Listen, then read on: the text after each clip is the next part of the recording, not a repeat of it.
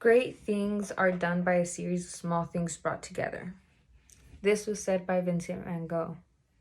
Hi, I'm Wendy, and today I will be showing you how to set up your workstation where you're going to paint, set up your canvas, and how to paint using 4 techniques from an article called 13 Acrylic Painting Techniques All Beginners Should Try. This was written by Jesse Olson Moore. So I've been painting for several years now, and I've only started using these painting techniques for 2 years.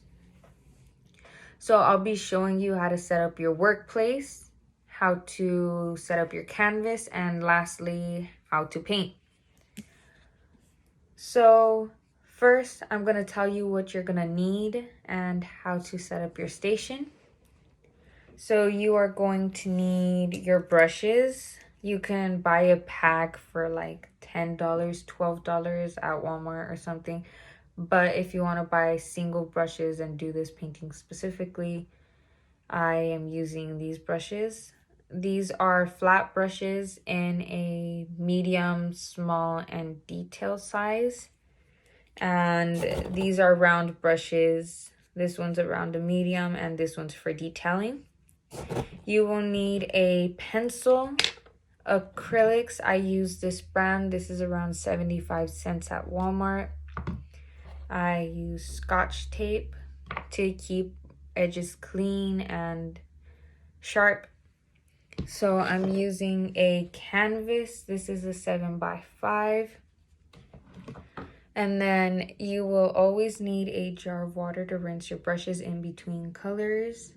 You will need a towel or a napkin, granted, to clean off the brushes and dry them a little bit. And you will need a palette to mix your colors and pour like acrylic out, so you can use anything really. I'm using a plate. You could use an actual palette or other things, but I use a plate because it's easier to clean for me. So moving on to our workplace, I like to keep my towel right next to me on my lap or like sitting right next to me. I like to keep my canvas only in my working area. I keep my paints and the jar of water and the brushes set aside next to me. I don't like having my workplace crowded because I could bump into something and spill paint, and that could be a mess. So I recommend that you keep everything uncrowded and tidy.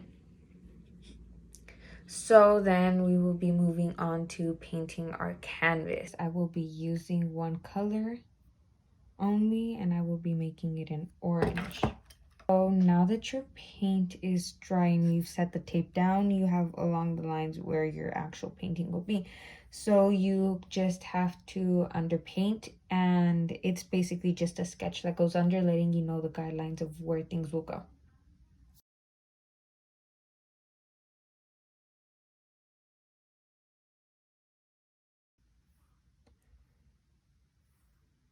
So that's it for the blending.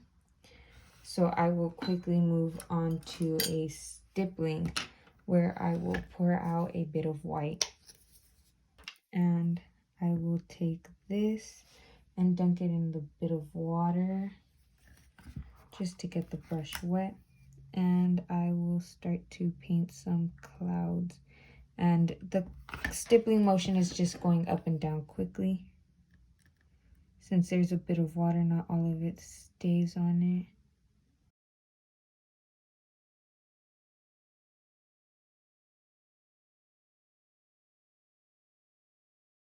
Take this black and I will just, it's blocking, so you're painting kind of in blocks.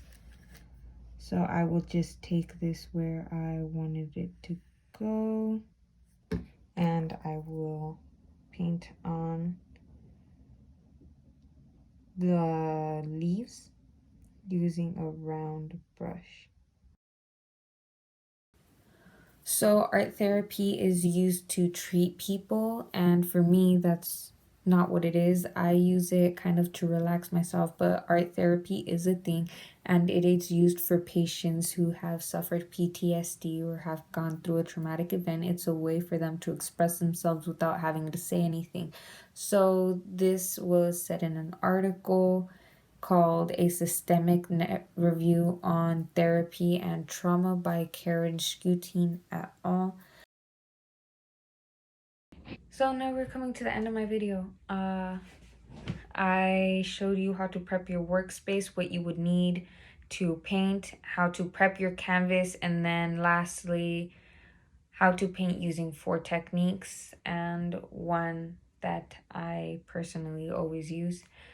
So just don't stress about this. Painting is about creating your own style, and as Van Gogh wisely said, great things are done by a series of small things brought together. And this painting was done by using a few simple techniques and bringing them together to make this.